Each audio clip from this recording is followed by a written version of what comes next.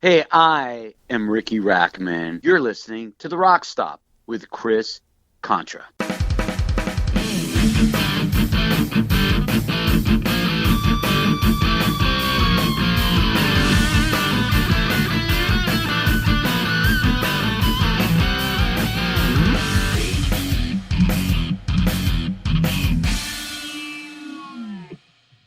Welcome into the RockStop. Chris Contra here. I'm joined today by the former host of MTV's Headbangers Ball. He's got his first ever live speaking event coming up this Sunday at the Neighborhood Theater in Charlotte, North Carolina. The show is called One Foot in the Gutter. I'd like to welcome to the program, Riki Rachtman. Thank you very much. Definitely, man. When I heard that you were doing this, I thought, this makes perfect sense. I mean, yeah, you could write a book, but, coming from you who's been at the epicenter of so much hard rock history, this type of show where you can just speak freely just seems to suit you so well. It's something that I always thought maybe I'd write a book and maybe then I would do a spoken. It's something I've always, to be honest, I've wanted to do this for a long time. I like getting on stage and talking. However, it's much nicer if there's a lot of preparation involved, which there hasn't been. But I've got so much to talk about, and I'm really, really nervous because I'm going to tell a lot of stories that I've never told before, and many of them are very embarrassing. And I hope that people find there's some inspiration in the show.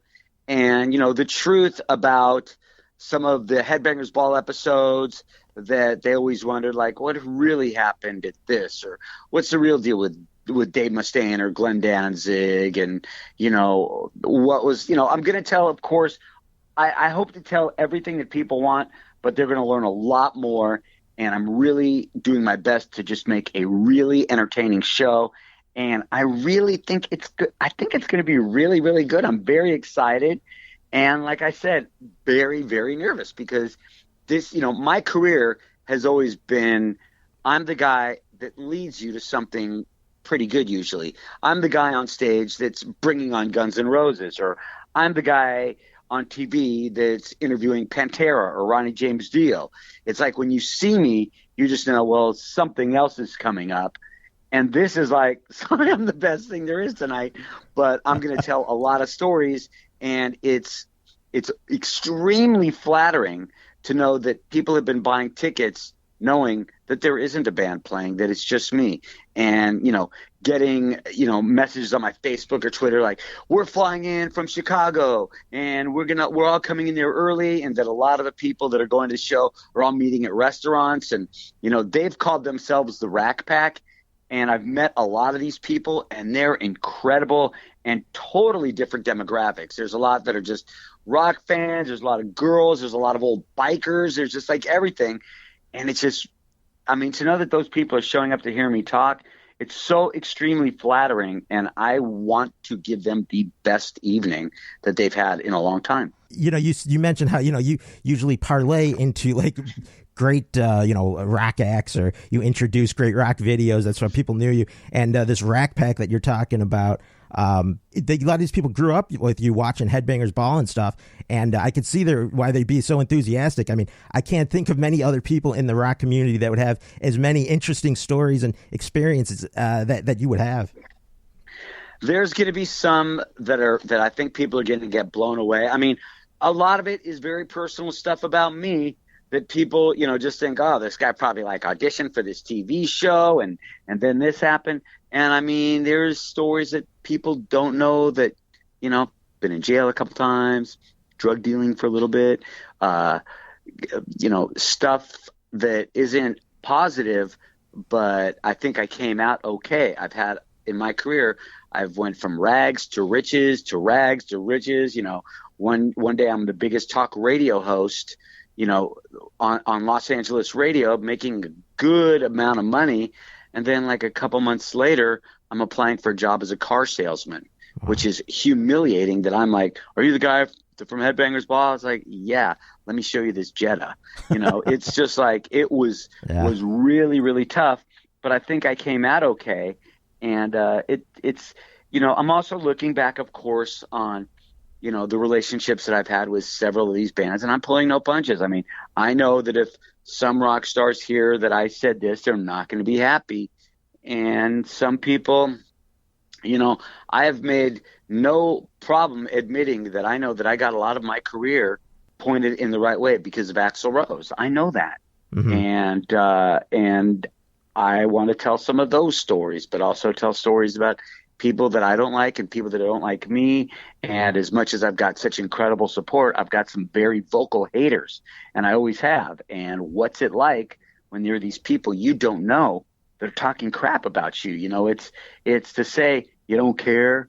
Well, now I think I care less, but it does affect you because I'm me. I'm just me doing what I think is good. You know, people used to give me a hard time. Oh, dude, he's wearing flannel. Now he's grunge. It's like, guys, I'm a biker, and I always have been since I was 17 and could ride. And I wear flannels because it's cold, not because it's grunge. Right. I mean, I watched you on TV, and you always seem very authentic to me. Like, not just a guy that's going to jump onto a scene. I mean, you've always been pretty consistent in what you like and stuff. So I don't know why they're picking on you like that. I'm going to tell you, Chris, the real reason why people are picking on me. And I have figured out while doing research on this show and, you know, writing a little bit, and you think about it, you're like, well, what did I do wrong? And I think I kind of figured it out. Without a doubt, if you liked hard rock, heavy metal in the early 90s, which so many of us did, mm-hmm. I had the greatest job in the world. There is not a job better than mine. I mean, think about that. I, Riki Rachtman, this guy that was just this scumbag on the streets not that long ago, had the greatest job in the world. I flew all over the world interviewing everybody's favorite bands. And they all wanted that job, and they all believed they could do it better than me. So that's where the hate comes from, because I'm goofy. I do stupid stuff. You know, everybody says, you know, metal fans are so accepting of everything. Yeah, try cutting your hair in 1992, see how accepting they are. Something as minor as that, yeah. You know. But for the most – and there was a time in my career that I fixated on the negativity. And if 10 people told you really good things and one person told you something bad, you listen to that one person, which is so stupid because they aren't doing anything. And these people that are supporting you are buying Cat House shirts and Cat House coffee and flying in to see my show. You know, right. Those are the people that I need to pay attention to because they're right. there for me. And I hope to be there for them. Exactly. That's a great point. And as far as the people that say like, oh man, I could have done a better job than Riki. Like I watched, you know, some of these other guys on TV interviewing bands, and there's no charisma there. You had a certain self-deprecating way and a humorous way to engage with these bands that just work a lot better than, you know, some of these bigger names. Here's one thing that separates me from guys like Eddie Trunk and Jose Magnin, who both do a great job. Okay, what separates me from them is I didn't go to school for broadcasting.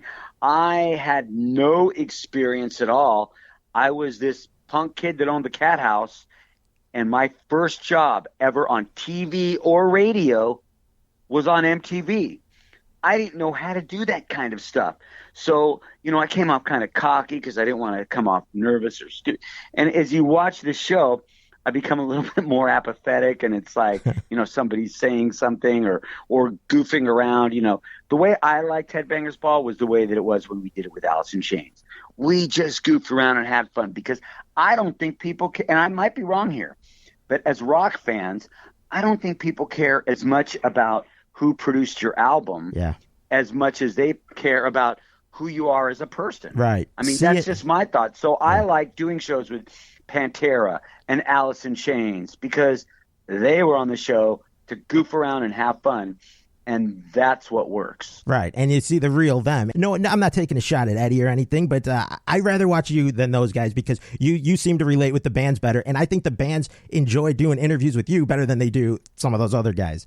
Well, the weird thing was because of the Cat House and because everything, it's like I know all these people on a real personal level, and I don't want to say my friends because it doesn't come off as being sincere, even though, you know, hey, what are you doing? You want to go have dinner at the house? I heard you're in Virginia. Hey, what are you, you know, it's like some of these people I know very well, and some of these people I've known long before that. I mean, you know, when I was, 16 years old, one of my best friends is the bass player of Bad Religion. You know, when I was a DJ in a club, probably 3 years before I ever thought about opening the Cat House, Izzy was in my DJ booth with me before I even met Tammy. Wow. You know? Yeah. So there's just people it's like Forrest Gump. It's like he just keeps on being in these places randomly where this crazy stuff happens. Yeah. And that's what my life's been. So, it's weird. And sometimes interviewing your friends sucks because they just, I don't know. It's fun. I've had a lot of fun. I'm very blessed, and I'm really looking forward to coming up and telling all these stories on the show. And I don't have, agent, manager, producer, editor, anything. I'm kind of just going up and just doing it. And but I think it's going to be really, really good. I mean, a lot of things I've done, I've done festivals with 15,000 people, and I'm like, I hope this goes great. I hope everything goes good. But this is something that I'm looking forward more to this than anything I ever did on MTV, than anything I ever did with Cat House, anything I ever did with the radio. I'm really looking forward to this. And yes, I'm very nervous and very stressed out. I mean, I hate to say it, which I'm sure most bands don't do. I look at ticket sales, a couple times a day. That's not healthy, And then you start thinking like, oh, well, because the thing was, I was supposed to be in a room that fit 150 people. For me to do my first spoken word, I thought this will be perfect. 150 people. Surely I can sell out 150 people. And then the venue was like, I want to put you in the big room, which is like well over 4. And I'm like, and seated. I'm like, I don't want to look at a bunch of empty seats. And, there's 50 tickets left right now. Wow. So, and we've still got, a couple days. So I really am hoping that at least 2 days before the event, I can say it's sold out. And that will be like, wow, how cool is that? Yeah. I say spoken word, people don't even know what spoken word is. I know it from Henry Rollins because I love what he does. Some people don't know what is spoken word. And I'm like, I'm just going to get up there and I'm just going to tell some stories and do a show. And, I look at it, if there's 500 people there, I'm looking at the show as, hey, we're sitting in my living room. Everybody's got a drink and we're just kind of sitting around. I'm going to tell you some stories and you guys are all my friends and we're hanging out. That's the way I'm looking at it. I don't want it to feel like there's this barrier between Riki Rachtman and the people in the audience. It's like, nah, come on. Hey, I got my arm around y'all. We're going to just have fun and tell stories. That's how you always came off on TV to me too. So I could totally understand how this show might go, and I hope it does go really great. And I will certainly leave the link to the Cat House Hollywood so you guys can check out if you're in the North Carolina area and you want to check out Riki's show. It is or Nashville or Atlanta or right. South Carolina. There's people that are there's one girl that's flying in from Chicago, and she has one foot in the gutter, one fist in her one foot in the gutter. For me, it's screwed up. One foot in the gutter, one fist in the gold. Tattooed on her forearm with my signature, and she doesn't have any other tattoos. She's flying in. I was like, wow, because that saying is something that I've had since 1987. Man, yeah. And to see that people are tattooing that, and Five Finger Death Punch have it in a new song. Oh, wow, really? Yeah, they have it in a song called Gutter Gold, and I got a text from Chris Kale and an email from the singer Ivan and said, hey, we're writing a song that says one foot in the gutter, one fist in the gold. It's a tribute to you. And I was like, thank you. That's awesome. Like, I didn't even know the guys in Five Finger Death Punch, had me on the radar at all. See, wow, that's really something. And for those of you who are listening and aren't sure what we're talking about, one foot in the gutter and one fist in the gold is how Riki would sign off Headbangers Ball. Now, how did you come up with doing that? One foot in the gutter is something that I started in the 80s, and it was the way that I kind of looked at life. It's like, I came up from the street. I still feel like I'm that dirtbag waiting in line in a concert, and I've got my foot in the gutter, but I also have my fist in the gold. I mean, now it kind of sounds cheesy, but I also have my fist in the gold because I'm doing whatever it takes to make a good living, to have a happy life, to spoil myself once in a while, but never, ever forget where I came from. So, whether I have an expensive watch or an expensive car, I'm still that guy in the street because I've got one foot in the gutter, one fist in the gold. It sounds so cheesy when I say it, but that is what it means to me. It's like, look, everybody wants to be successful, I assume. be successful, get as much as you can, but don't forget that you've still got one foot in the gutter. And, you know, I think that happens all the time. I still like when I go into certain, I'll give you an example. In my HOAs where I live, you know, the security and the neighbors came up and go, "Excuse me, why are you here?" And I'm like, "I live here." And they're like, "Oh, you do? Where do you live?" And it was like, because I live in a nice community. And it's, though I was pissed off, I was like, "Oh, good. I'm 60 years old and I still got it. I still look bad. You know, I still look like I don't belong in a nice community." And, you know, my wife has got 10 times more tattoos than I do. So I was like, right on. This is good. I still got it. You still got it. Right. Now, you talked about, you know, some of your most fun you had on the ball when you interviewed bands like Alice in Chains and stuff. You know, Alice in Chains, that was what's interesting about them is, like, they wrote some real dark music. And, of course, you know, how things turned out, very dark for some of the members. But when they were on the ball, you could really see, like, the fun side of Alice in Chains. Chris, you're totally right. That was the thing about that band. I mean, and you know who else? I mean, a typical example of what our show was and how people dealt with it is Bowling with Chris Cornell. Yeah. Chris Cornell, who in earlier episodes of The Ball was kind of very dry and very laid back, but then we knew each other and then he was doing the show. And he said, this has been, after that bowling episode, he's even said, this is the most fun I've ever had doing an interview. Because it wasn't an interview. Yes, I did have to talk a little bit about Soundgarden's new album, but we're bowling and me and Chris are betting each other, and Chris is running down the bowling alley and kicking over the pins, and it was not about rock. I mean, it was very rock and roll, but it was also just being goofy, and that's what's fun, you know. People, if you ask people, "Oh, what do you remember about Headbangers Ball?" They don't say some of the biggest bands in the world. They don't say, "Oh, that time you were with Metallica, that time you were with Ronnie James Dio, that time you were with," you know. They say, "Oh, yeah, Dave Mustaine. You know, Dave Mustaine hated you," which couldn't be further from the truth. But the truth is, if I look stupid, which is really easy for me, but if I look stupid and Dave Mustaine gives me shit all the time, you remember that.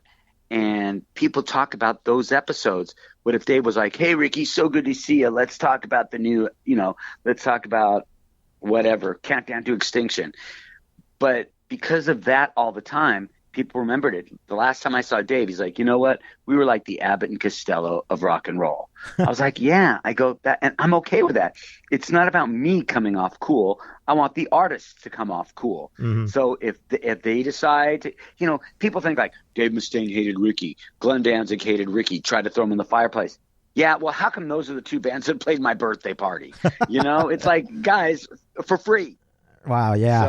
So it's fun when you're hanging with your friends. You're busting their balls. You're giving everybody a hard time, right? And that's what we did on the ball because they know I was an easy target, and they knew that I liked it. I liked getting a hard time. You know, it's funny you say that because I don't really watch many other podcasts or things these days, but I did see, you know, Dave Mustaine is on a bit of a promotional tour right now because he's got the new album coming out with Megadeth, and I saw some clips that he was on a Joe Rogan show. And, you know, Joe, I don't watch him. I don't really know much about Joe Rogan other than he's, you know, the huge name. But right.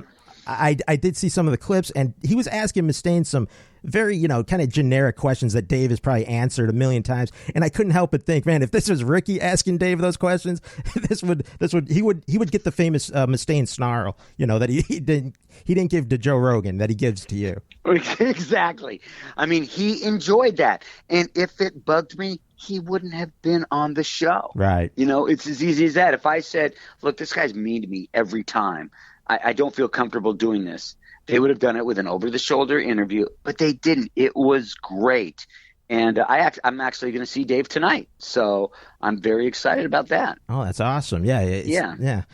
So he's have you heard the new album? Yes. Yeah. Are you liking it? I love it. I mean, that song, "We'll Be Back," that song is like, I mean, it just starts off good. It's so fat. It's great. It's got a hook. I mean, sometimes I go back and listen to some, because I think one of my favorite genres one of my favorite genres is thrash. Yeah. And sometimes I'll go back and bands that I thought were so heavy when I was younger, like your Slayers or your Megadeth, I listen, I'm like, wow, they are heavy, but they've got really catchy hooks. Yeah. I think Megadeth is a band that you don't go back to and listen to and think it sounds dated. You go back and listen to it and go like, wow, they had so many different riffs. It's almost like jazz. Yeah, that's interesting. That's an interesting way to look at it. Right. They definitely did. And then I wanted to ask you, I know you get asked about the Nirvana appearance probably all the time, but I got a couple pointed questions on it. So everybody who's seen the Headbangers Ball with Nirvana, they only did the show one time, right? Yes. Yeah. That was enough. That was when Cobain showed up in the gown, like, that was his humor on display, because he was on the Headbangers Ball with Novoselic and stuff. Did you know of like Nirvana before that, before Nevermind, Bleach and stuff like that? I loved and bought the album Bleach. I loved a lot of the old Nirvana, and I loved even the new Nirvana. Territorial Pissings is it's just great song. Yeah. And when Nirvana came out, I didn't look, I look at some of my old interviews and said, and I asked about grunge, which is now I would never ask a question like that. Seems like such a stupid question, but I really like Nirvana. And, the big deal was I went to go see him and meet him that night. I mean, that day we shot the show. And when I went in the green room, he was passed out face down, and I never got to meet him until he walked on the show on stage with his dumb yellow ball gown. So he was out. He was yeah, so much. And Chris Novoselic, by the time they got to the set of to do the interview with you, Novoselic kind of took over, answering all your questions because I guess Cobain was just too out of it at that time. Yeah, I mean, I understand when people are shy, and I understand that sometimes you don't want to be that rock guy, but if you don't want to be on the Headbangers Ball, don't be on it. Yeah. Yes, Nirvana became one of the biggest rock and roll bands in the world, but it happened a little bit quicker because of the Headbangers Ball. And the same thing happened with bands like Pearl Jam. And even though Eddie was a very, very nice guy, he really didn't seem like he wanted to be on that show, or he was just nervous and a little bit uncomfortable. It could be all of those things. Yeah. Yeah. So when Cobain, you saw him passed out before, you went in to meet him and stuff, he wasn't in the gown then, was he? No. And when I figured out the whole ball gown joke about 10 years ago, I never knew that Headbangers Ball, because he said it while I was talking to him, but I just didn't get what he was saying. So yeah, so they never came back on. That was right after Nevermind came out, so it was like a big moment. And yeah, you were doing all you could, and people have commented and they said like, oh yeah, Ricky was so uncomfortable during that show. I wasn't uncomfortable. I was just like, if one word described my mood, it was like whatever. Right. Because if you're on the ball, there's a lot of bands that would give anything to be on that show. And they just didn't really want to be there. And yeah. I get it. Mm-hmm. It was funny, though, because I saw a clip of Kurt and Chris on the UK version of the ball with Vanessa. Right. And they mentioned you. They're like, where's Riki Rachtman? So even though. Oh, I saw that. Chris goes like, where's Riki Rachtman? Or something right, in a German accent. Right. So clearly, I think they watched the show, but for whatever reason, when they got on, they weren't digging it or whatever. Vanessa was funny because Vanessa Warwick, who hosted the Headbangers Ball UK, was married to Ricky Warwick, who to this day he was a singer in Almighty. He was a singer in Black Star Riders. He sang in some Thin Lizzy bands because he sounds a lot like Phil Lynott. But he has always been a real friend. And Vanessa, I think I worked with once, and she was very nice. But I was always good friends with her husband. Oh, wow. Okay. So that's interesting. The one last thing on Cobain would be the feud with Axl, your friend at the time, Axl Rose. Are you still close with Axl? Let me just throw that in there. Do you talk to him much? No. Oh, really? I don't talk to him at all. Oh, wow. And it's honestly for reasons that I don't understand, but that's Axl, and Axl's on his own trip now, and that's okay. I talked to Slash a lot. He sent me a happy birthday for my video for me. And And Duff I talk to on occasion, but, you know, and it's through texts. But Slash, you know, Slash came to North Carolina, and me and Leah went out with him and Megan. And Slash, if you talk about people that are different than they were in the 80s, I can't think of anybody more than Slash and Duff. Oh, wow. I mean, these are just, I mean, Duff is very intelligent, has a keen sense of business, and Slash is just a good person. Like, I really like Slash as a person. Yeah. That's cool. So you know, but back in '92, you know, you kind of still hanging around with Axl and stuff. And now the feud with back then, I was always hanging out with Axl. Right. Yeah. I mean, Axl was like, you know, one of my best friends. Gotcha. Right. And so that feud at the Video Music Awards, were you at the '92 VMAs? Yeah. Well, my job was during the commercial breaks, I would go out there and talk to the crowd.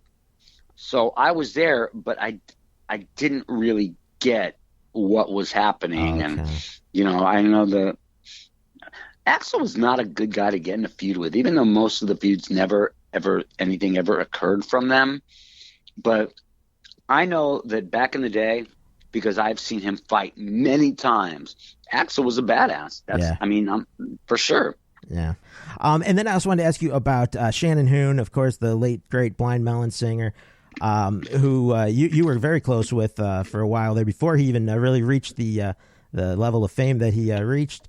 You know, I remember watching him on The Ball and talking about how he came up with the song Paper Scratcher, for you Blind Melon fans out there, while he was working for you as like a receptionist. I didn't know that part. Oh, really? Hold on, let me write it down so I can put it in my show. So I'll just tell the story briefly, because I don't want to give everything away, because now I don't have anything to talk about in my show. Axl calls me and he's like, hey, my friend from Indiana is coming in. Can you give him a job? And I'm like, okay. So I had a company called Rachtman Entertainment that's sort of similar to what I do now, except now I deal more with hard goods like Cat House, Headbangers Ball Apparel, and I have a coffee company now called Cat House Coffee. But back then it was mostly rock and roll stuff and Cat House shirts. So I'm like, yeah, I'll hire Shannon. So Shannon comes in, really cool kid, and I made him my receptionist. And he was my receptionist, and every day he would come into the office with some crazy stories like, yeah, I remember he was roommates with these just two gorgeous black girls, and he would come in there and just say like, oh yeah, last night we all did this, and he would just tell us these stories. And you know, he was a little bit younger than me, and me and my friend Troy would just sit in the office just like listening to Shannon tell these stories. I've got a lot of Shannon stories. Huh. And then he came in, he was starting a band, which I didn't think was going to do anything, but he said, yeah, I'm going to call my band Brown Cow. I'm like, that's a really dumb name. And then the next day he's like, I'm going to call my band Blind Melon. I'm like, that's stupider than Brown Cow. But Shannon was not what people think. He was crazy. I mean, if somebody was at the club that would say anything mean about Axl, he'd punch him. Wow.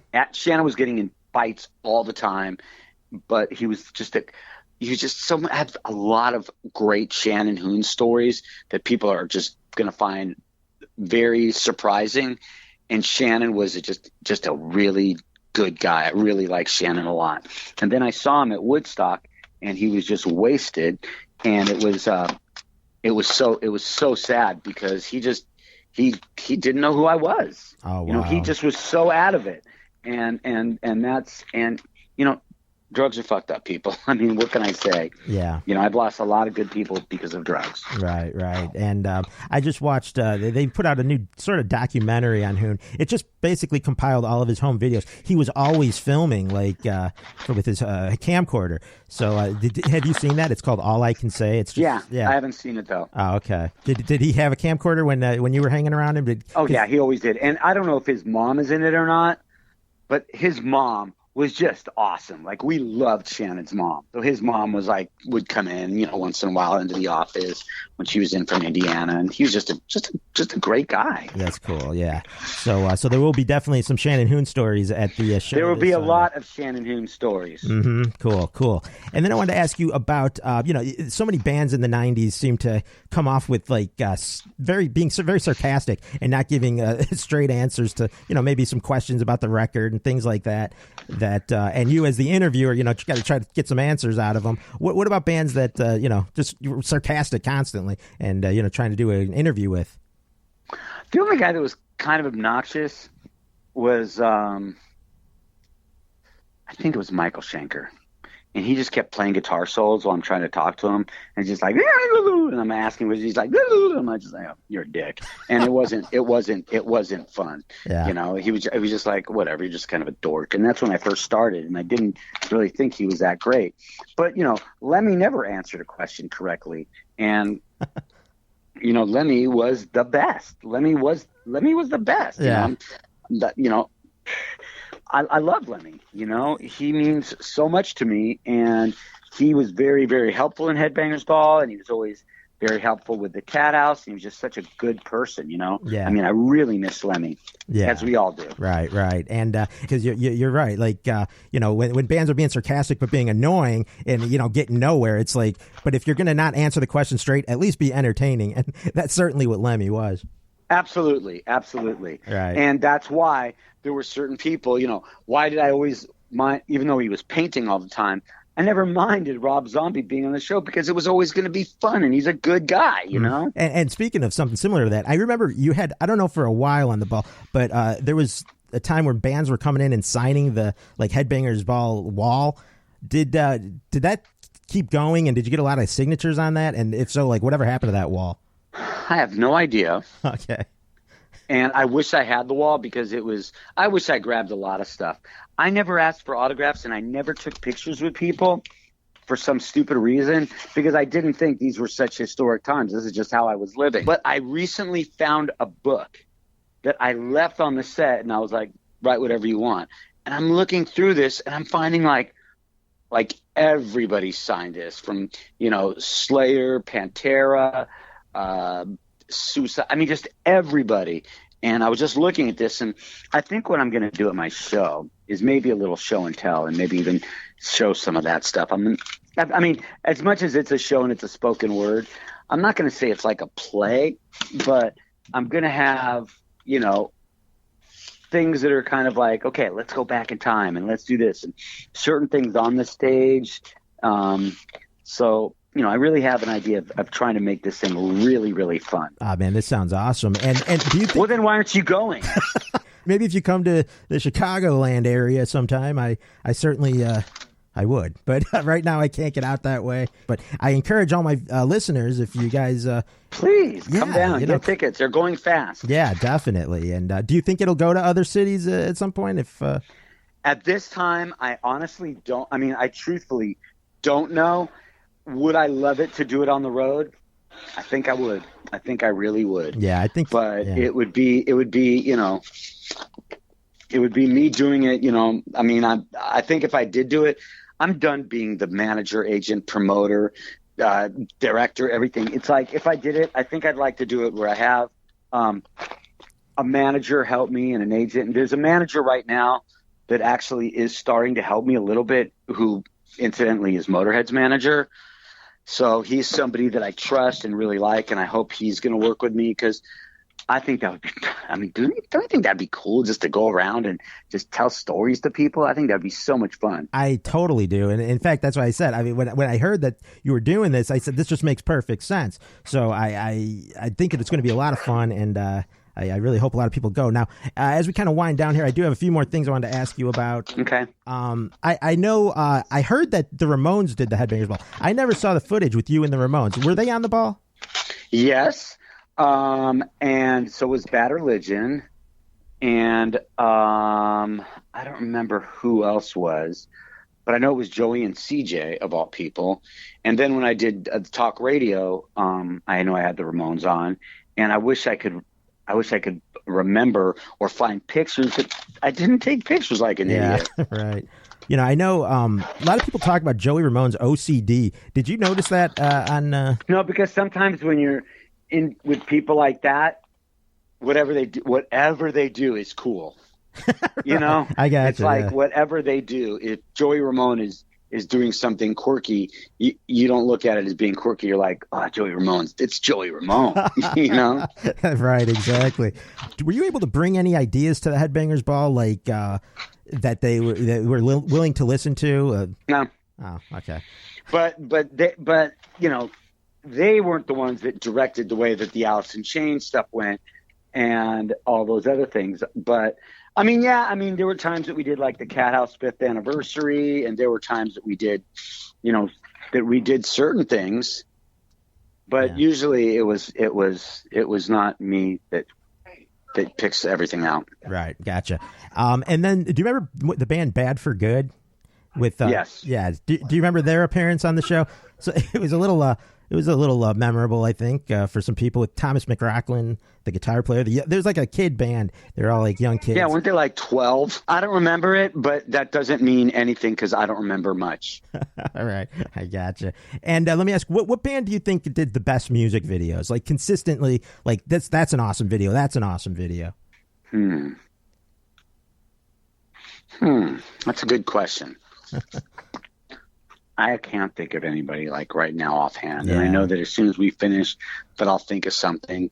But you know, I liked the videos that had a sense of humor or were real dark. You know, Danzig's shit was really dark. Mm-hmm. But I also liked the videos that were fun. Yeah. Can't think of it offhand. All right. Like I mean, if I just had to give my opinion, I mean, Aerosmith I thought did some cool videos. I thought Nirvana, I thought they were pretty consistent with good videos. I mean, interesting ideas, you know, like the In Bloom, stuff like that. So that's what I always liked in videos. Plus, you know, anything like Warrant with, you know, Bobby Brown is always good. Yeah, Bobby Brown actually was out here not that long ago, and I live on a lake and have a boat, and she came out on my boat with us. Bobby Brown, which I didn't think of it like her this way back then. She is hilarious. That girl is so funny and so cool. So it was really fun to have Bobby Brown out with us on the boat. And it was just really cool because she's a funny lady. I mean, she does comedy now. She's so funny. Yeah. Yeah. So sounds like she might be a good guest for my show. She would be a great guest, and I'm sure she would do it. And she's a cool person. That's cool. Maybe I could let her open my show if I did it to her. Now that's a great idea. Yeah. You never know. So you did some stuff with WCW. I remember I first saw you in 1992 doing an early thing with like Jim Ross, where you were co-hosting one of the Saturday night shows. So did that kind of parlay into your later stuff when you were on like WCW Nitro a lot? Yeah, I was on Nitro as well. I'm glad it turned out that way. The truth is, I love wrestling. I really love wrestling to this day, and watch wrestling. And, you know, when I see Dolph Ziggler wearing Cat House shirts or Frank Kazarian wearing Cat House shirts, it's badass. Dolph the most, because I worked an independent wrestling thing one time with Frank. But for Dolph to be wearing Cat House shirts, it's like, I'm a fan. I think that's so cool. Yeah. But, you know, I was a guest on WCW Saturday night, and then ended up working for WCW Monday Nitro. The only problem was I don't feel like I was used for what I should have been used for. You know, I got to be like, hey, everybody, it's spring break. Now let's talk about tough acting to acting. I'm like, no, I want to be like a heel manager. Still want to, but that would have been great. Yeah. Do you think you could have taken some bumps? Not now. Well, one time, and I asked Scott Hall, what's the big differences between wrestling in Japan and here? And he goes, well, here they hit you like this, and he hits me in the chest. He goes, and then in Japan they hit you like this, and he hit me in the chest so freaking hard. Oh. And I was like, wow, you're kind of a dick. and that was one incident I had with Scott Hall. But like Kevin Nash, what a nice guy. Kevin Nash was just such a good dude, and everybody was cool. I love wrestling. Yeah, I do. I still wish I could work in wrestling, but now I do not want to. I mean, would I? Yes. Would that be a good idea? No. Yes. If they said you're going to be in wrestling, but you're going to have to get, thrown into the ropes and power bomb by somebody, I'm like, go ahead. And then I'll be in pain forever, and it'll be a stupid idea. But that's not to say I wouldn't do it. I gotcha. I remember Kevin Nash almost did powerbomb you at yes, at on spring break, which is kind of cool. There's certain things that it's like, how many people can say they almost got powerbombed by Kevin Nash and live to tell about it? Right, exactly.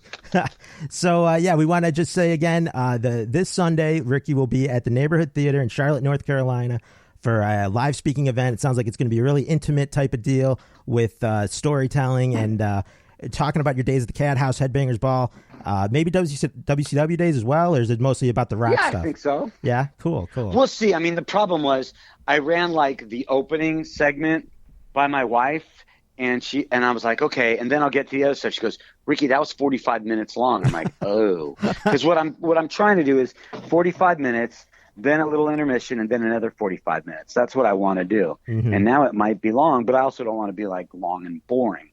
Right. Do you think there'll be any crowd participation, asking questions, or not really? I don't know yet. Okay. Yeah. See how it goes. I mean, I asked of all people, I asked Corey Taylor for advice, and Corey Taylor said, "Well, if all else fails, just do a Q&A." I'm like, "Oh, okay." If all else fails. If all else fails, right? Well, I doubt it'll fail. I think it's going to be a great success, and I wish you best of luck with it, man. And Thank you very much. Definitely, and I appreciate you coming on the show. This was a lot of fun talking with you. Good talking to you. All right, thanks, man. Take care. Okay, bye-bye. Bye.